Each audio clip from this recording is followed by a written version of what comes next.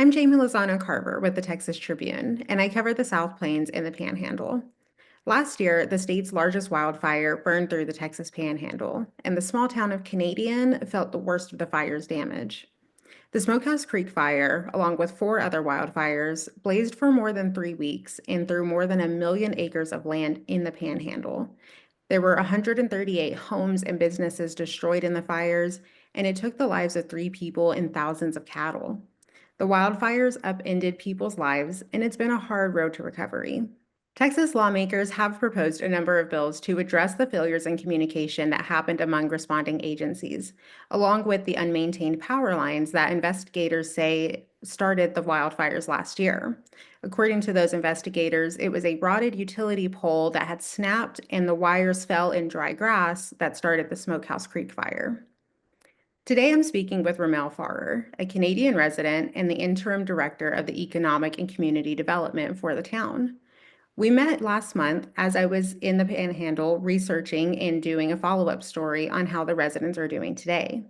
Of course, like I said, it has been a hard road to recovery, but this town is full of resilient people who are trying their hardest to move on, and they're very hopeful that their lawmakers will be able to make a difference.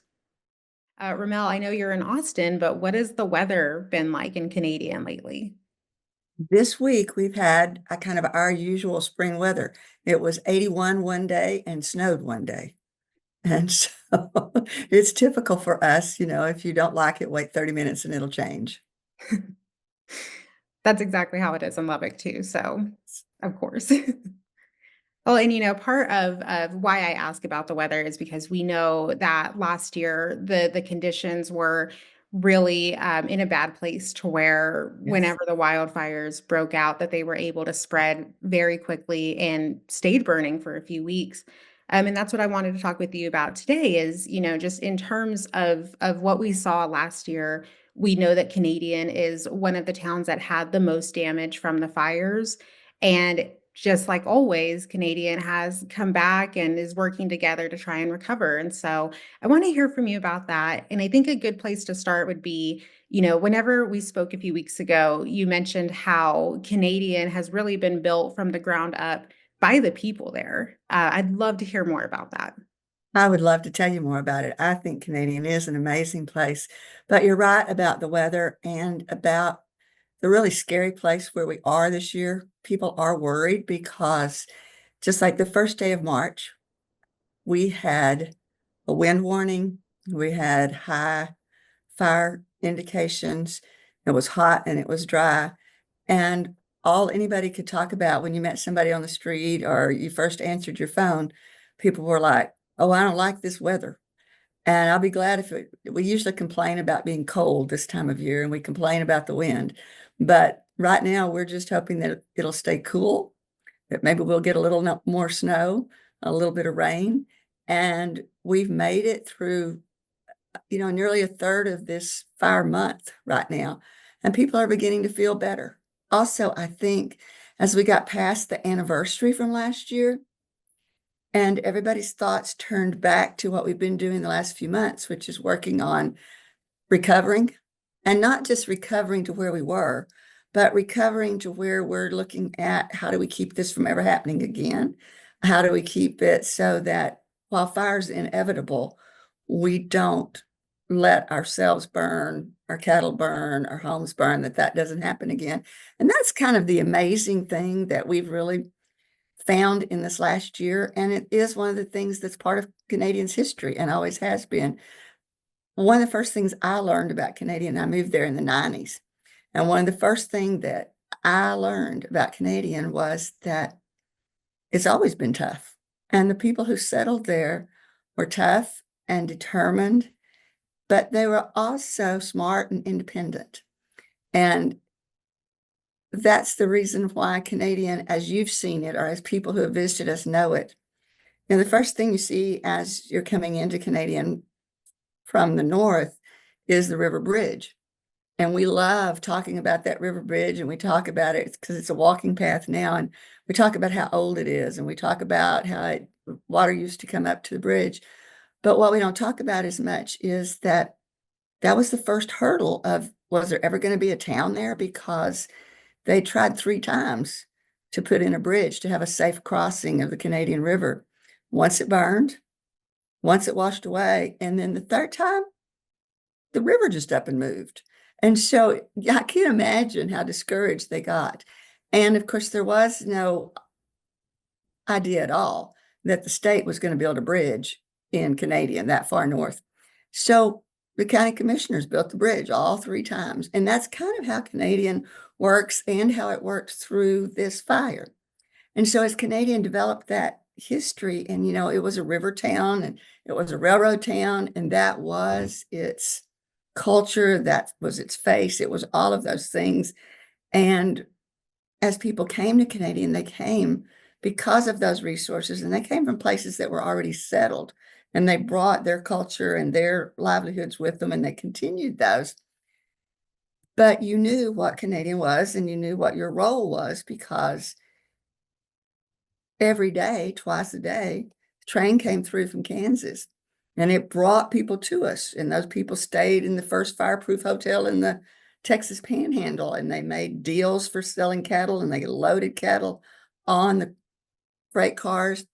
And that's what Canadian was. That's what everybody thought of Canadian. That's what they thought of themselves. But then it was always changing. And so in the 20s, about 9 business owners realized we're not going to have this built-in market forever. And they realized that people were showing up there in cars.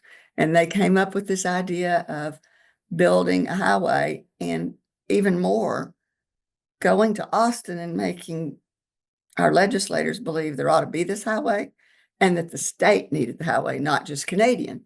And so they came up with this crazy idea. It was called the DCD Highway, Dallas, Canadian, Denver, or if you were in Denver trying to sell the idea, it was the Denver, Canadian, Dallas Highway.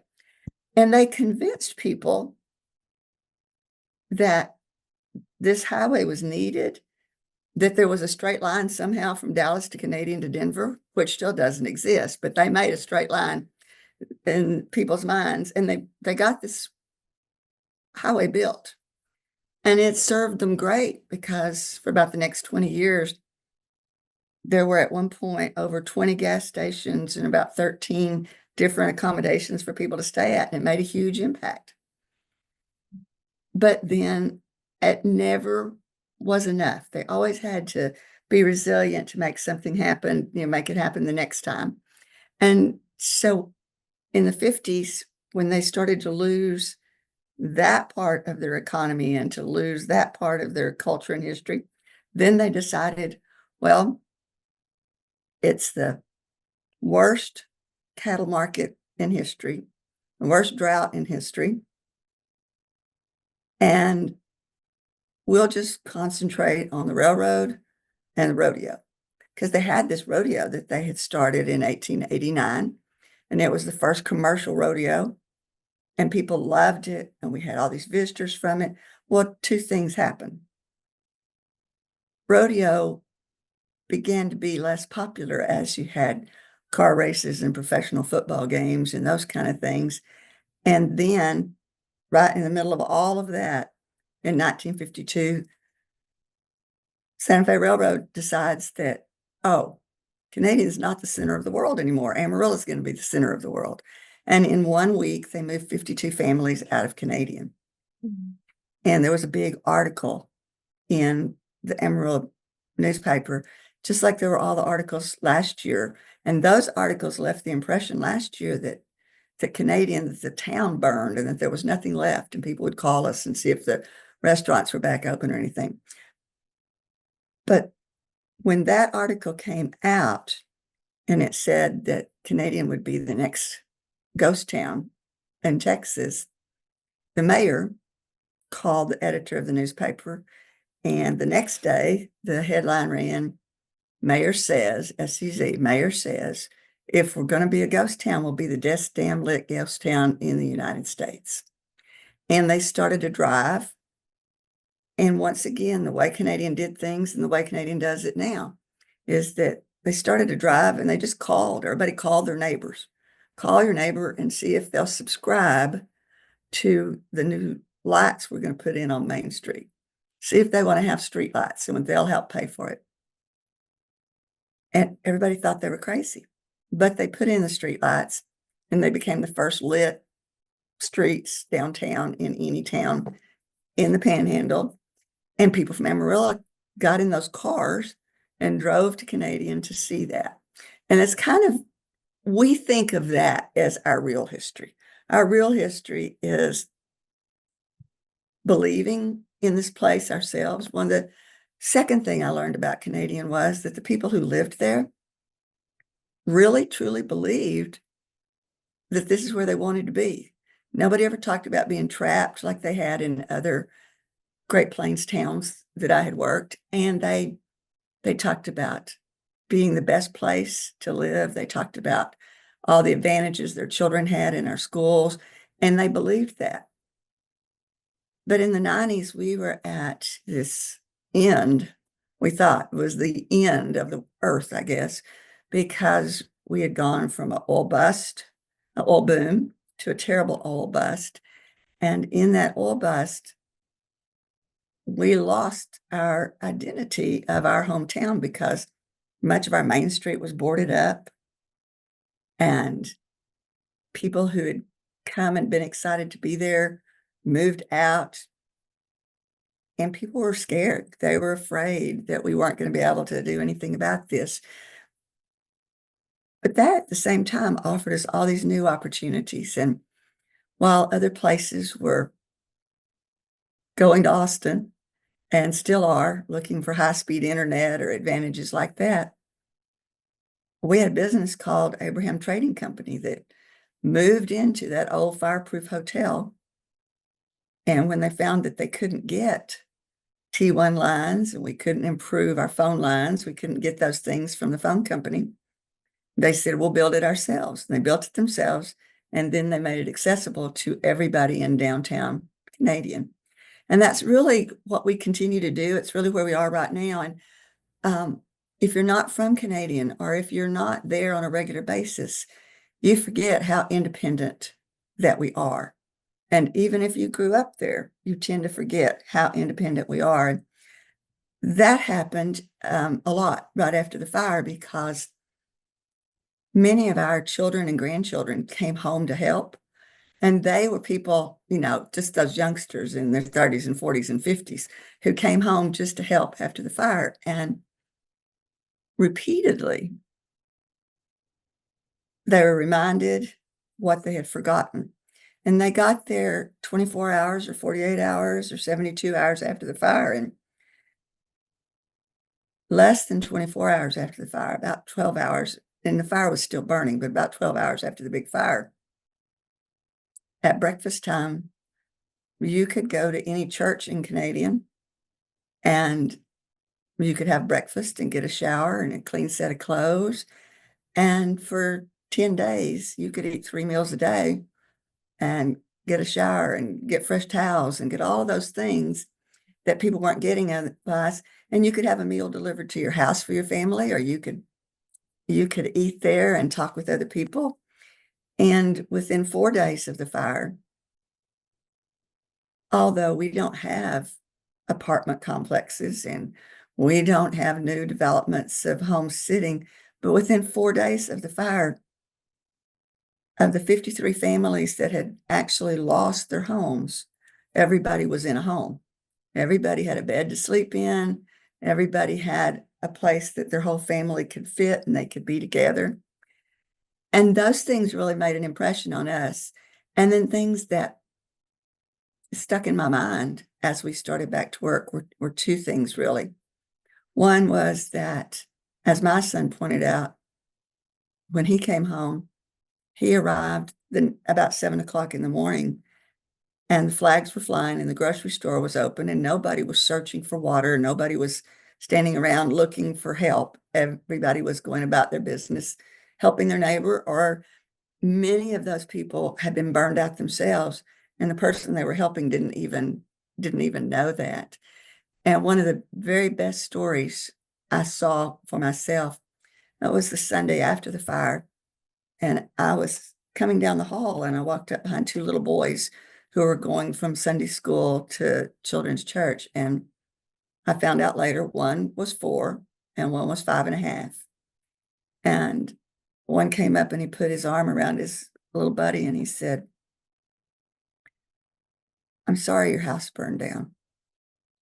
And his little buddy said, "But your mama filled up our new refrigerator before we got there. We're going to be fine." And that was the most amazing thing, and it's still the most touching thing to me, was that expectation that we're going to be fine, and the organization and the willingness to take care of your neighbor, regardless of your own situation. And I think you may have heard about this, but by the second day, just in the two main committees that were making sure that we could accept and could use and properly store all the wonderful gifts that were sent to us, there were 40 people on each of those two committees. And some of them spent as much as 6 weeks doing nothing but working on those committees. And some of those people who did that didn't have a house, didn't have their clothes, didn't have anything. In fact, one of the other things that was just amazing was that our girls, for whom softball is still a new sport, we've only played softball a few years, and it was a softball tournament. It was the end of the season, and it was the day after the fire. And we had two girls on the softball team who had nothing left to their names besides what was in their locker at school. And the amazing thing that I saw then and then that I learned was happening all over is when kids came to school, their teachers were taking them and buying what you need. And so where other places, I'm sure, would have canceled things like that softball game because we were so devastated, they went to town and they got clothes and they put them on the bus and they went and played softball, which was what they needed. Gave those teenage girls a day and a night to be just together and to talk about it and to take strength from each other. And I think that's what we do really well. But in our work, and that's really what it's been. It's not a hobby. It's not a one-time thing. People have really worked at making sure we could survive as a community and come back as quickly as we can. But we've had to learn this time. We've had fires for a long time and fairly often, but we've never had a fire where as many of our people's homes, barns, equipment, fences, cattle, where everything was devastated for so many people. And what we realized right away is that just doing what we've always done, which was help each other for 2 or 3 months and then declare the whole thing over and that we were back to normal. I haven't done that. And the very first Monday after the fire, the Economic Development Council met.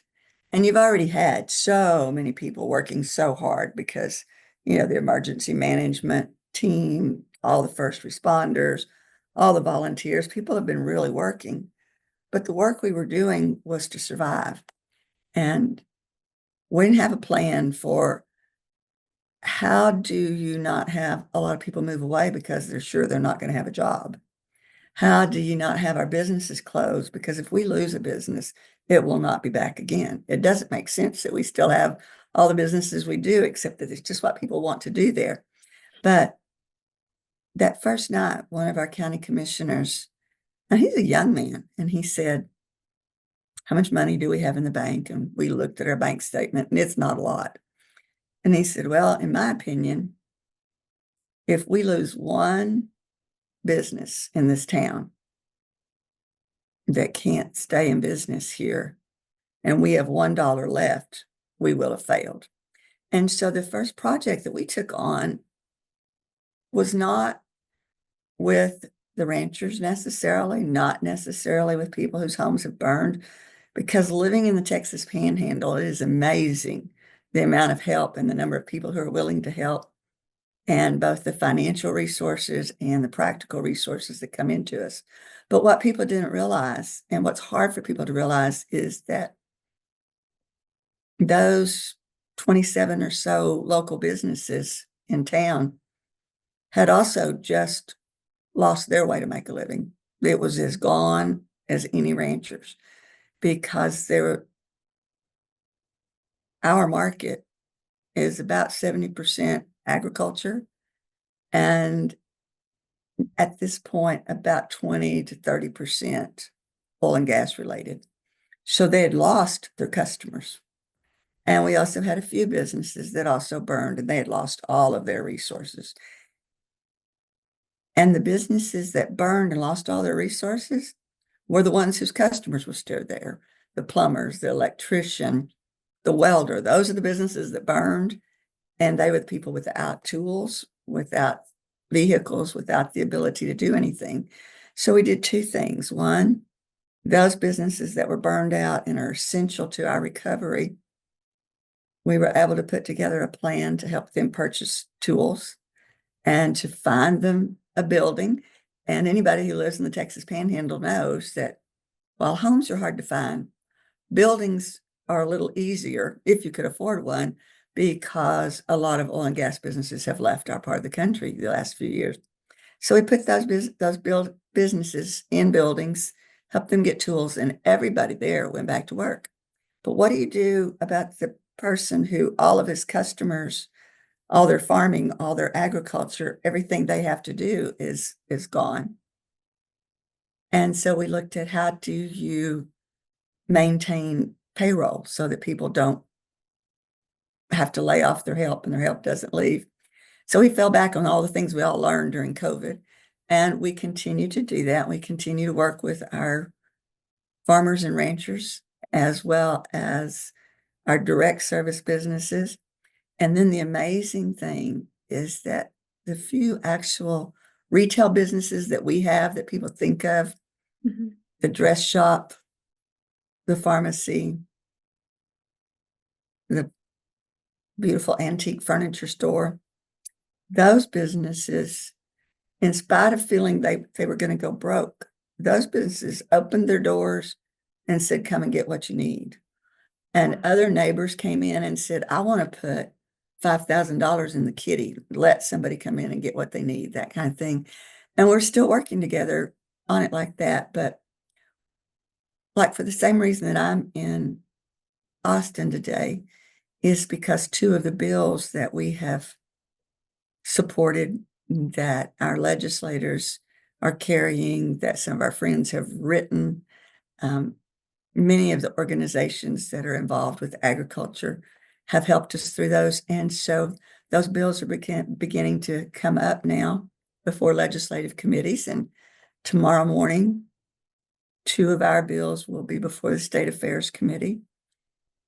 And we think it's just as important that we come and tell those stories and testify about what we need, and that we make sure that next time this happens, we're not waiting 3 days for a plane to come from the Department of Interior, and that we're not dealing with, oh, we only brought fire trucks here that can drive on paved roads. These fire trucks can't get off of paved roads, and we don't allow our people to walk beside fire trucks. Well, those people were about as handicapped as I was at putting out a fire. And they were able to do many other things, and they did. But we need to have a different system that recognizes what it is little towns like ours need. So now we're doing what Canadians always done. We're being stubborn and pushy and determined, and we're doing everything we can do to fix it ourselves. But we're also going to Austin and asking for as much help as we can get, making as many trips as we have to make people understand what's happening. And we think that we're extremely lucky to have the ability to do that. And most of our neighbors around us, whose homes and ranches and cattle also burnt, do not have as much ability now to go and make those trips. But just like we saw with the fire itself, because it covered so many counties, because well over 1.5 million acres burned, all of that. While we think we're really independent, it's the same as it's always been for those of us who live in small communities in rural places. We're completely intertwined with each other and tied to each other. And I think that's the story I wanted to tell you about what we're doing. I'd love to answer questions for you. Yeah, and I think you really touched on a lot of great points on just kind of how Canadian became as resilient as y'all are.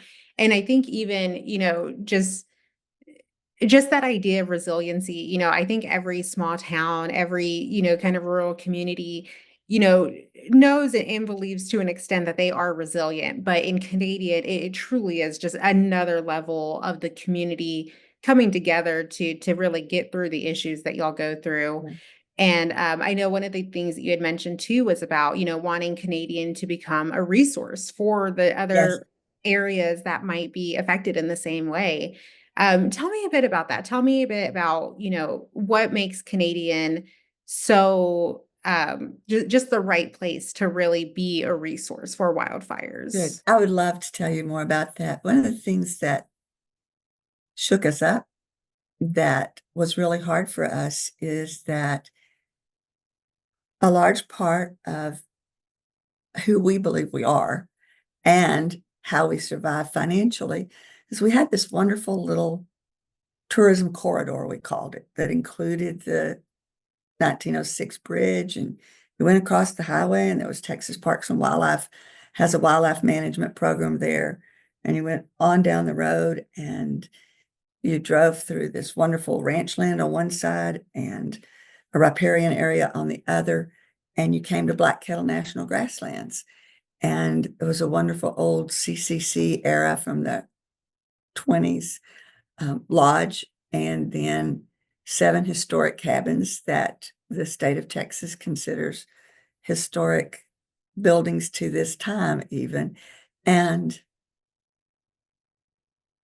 wildlife trails that our local volunteers had built, and the closest thing to a lake you're ever going to see in our part of the world, those, all of those kind of things, and just places where we enjoyed the beauty, places where we gathered together. And in our case, places where we've been doing wildlife, nature, natural resource education for 40 years. And all of that burned. It all burned in the fire, all within a few hours. And as we started looking at how would you put this back together, is it important to anybody besides us? In doing research about wildfires and in looking for, we wanted to hire some big, important geniuses in a big, important company to come in and teach us about wildfire recovery and what we needed to do and how we were going to sustain ourselves for another 100 years. And what we found out was there are some businesses that work on wildfire recovery, but they were all sending us to the same resources that don't help rural areas. They were all sending us to programs that we couldn't qualify for.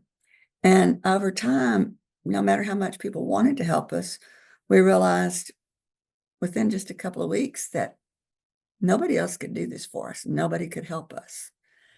And part of the reason is that in spite of how much the threat of wildfire has grown in Texas, and the fact that it's moved into places in East Texas and places where y'all are, places where there's huge populations and places where there aren't big pastures to burn anymore, the wildfires are getting closer and closer to communities and cities in Texas. And the numbers of wildfires are crazily increasing. I think we saw that there had been in about 8 years over 14,000 wildfires in Texas. And in the last 5 years, over 2,000 of those fires have been within 2 miles of a Texas community. But when we started trying to find that information, who does those surveys, who keeps that information, who records what a community did? And so many people ask us because unfortunately we have a lot of experience. So we have a lot of experience with volunteering and with making the best use of all the things that people gave us. And we decided this is a resource that we can use to make something good come out of a disaster, and that our good thing could not only be good for us, but it can be good for other people, because there is no center in the United States for studying wildfire. There's no central library, no central record keeping of what happens in a fire or what happens after a fire. And with our culture, one of the first things that we did were get children to draw, because a lot of our children were evacuated directly from school and never got to go home, and they never saw their homes again. And a lot of our children were evacuated by people other than their families, because most of our school district, most of our children don't live in Canadian. They live out in the country. And there was not enough time after the wind changed, after it got so bad, for there to be an evacuation order that was going to let everybody come get their child and take them home. It was just keeping people safe. And so we started having children drawing, and we thought, wouldn't it be great if we save this, and next year and the next year they can go back and look at their work. And we started looking for examples of somebody doing that, and there weren't any. And we'd had many opportunities and a lot of fun over the years, having even our local children out for storytelling and campfires and scavenger hunts, and having a map where you followed, well, which animal was this by the picture of the footprints. And we don't have that anymore. And people came from all over the Panhandle to bring their children to do those kind of things. So we decided there has to be a resource to help people emotionally as well as factually get through and know what to do next to get through. Because as we were hunting for resources, while our neighbors are wonderful about giving our families the exact things, the items that we need, there really wasn't a source to go to for how we and our children recover. And so that's what we want to do. We want to put together everything we've learned, and we want to rebuild that old lodge, that CCC building, but we want to rebuild it this time as a fireproof, sustainable building. And we found a company that that can actually build a building there for us that has a 3-hour fire rating. So you could set a fire on the front porch of that building and it would not burn. It wouldn't burn the door down. It wouldn't catch it on fire. And that's what we need, because we need ways to be able to put the fire out before we lose things. And it would also allow us, one of that thing that's so important to Canadian, it would allow us to tell a story from 75 years ago and a continuation of the story now. We're very fortunate in that we do have an understanding of bringing other people to our community and how to deal with them. But we want to do it for love, not just for money anymore. Absolutely. And I had some other questions for you that are more, just kind of personal, getting to know you better, getting to know Canadian a bit better, just some Good. I love to talk about Canadian. right. And so this is the perfect opportunity. What is one thing that, if somebody were going to be visiting Canadian for the weekend, what is the one thing that they should absolutely check out? They should absolutely, at this time especially, because we still have a lot of damage to our natural resources.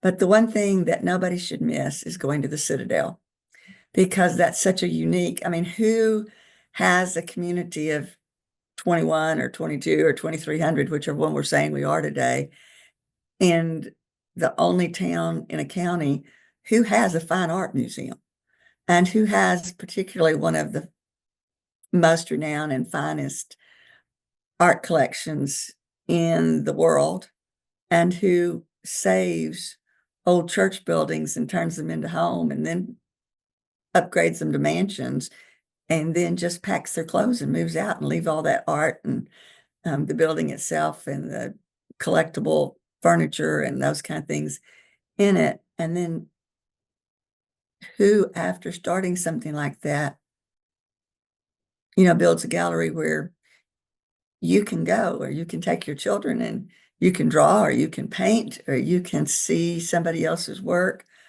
And so we think that, of course, is a resource that has to be seen because of what it is. But even more than that, it's prime Canadian. This is who we are and what we do. We are a little different, but we are also very much in love with our place and our lives and want to share it with other people.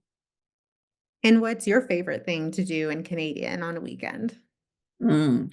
My favorite thing to do in Canadian on a weekend is to be outdoors. And we are extremely blessed to be the rare place where not just was there a lot of history there, but you can look at our history and you can still find it, you can still see it.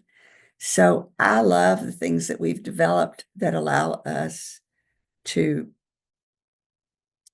invite a group of people, say like the Kiowa Indians, who had not been back to the battlefield that was one of their last battles in history at Canadian, and to bring them back and to be able to actually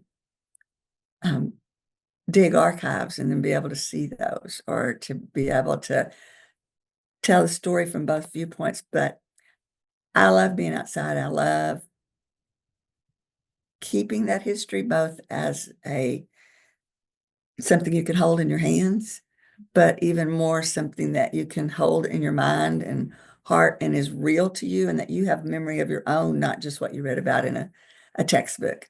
So as long as we only have dirt and wind blowing, or we only have gnats, or it's only too cold, or it's only too hot, that's when I want to be out. If we get all four of those at one time, I'll go to the Citadel instead.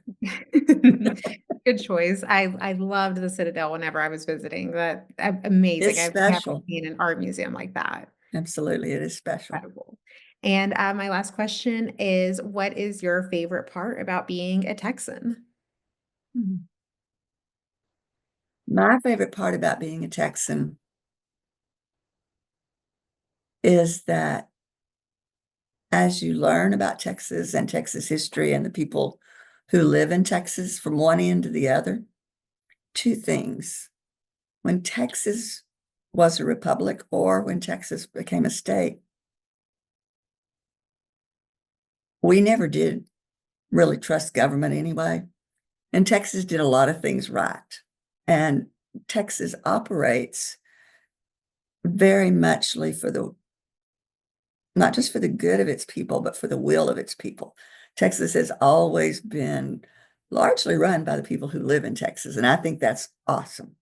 And then the other part of that is that the thing I'm proudest of being a Texan is that, just like in Canadian, the people who settled Texas, the people who made Texas work, and the people who still live in Texas were extremely independent and extremely hardworking, and I admire that more than anything. Absolutely. It's that Texas spirit that we all Absolutely. know and love here. Yes. And it is real. It's very real, Mhm. especially out here in the high plains. Yes, you're exactly right. Well, Ramel, that's all the time that we had today. I want to thank you so much for joining us, and thank you for telling all of us about how amazing Canadian is. Thank you. I hope we get to talk another time. I have lots more stories. Oh, we Thank you absolutely very will. much, though, for helping spread the word about what we've been through and what's happening. Absolutely. Thank you, Ramel. Thank you. Bye.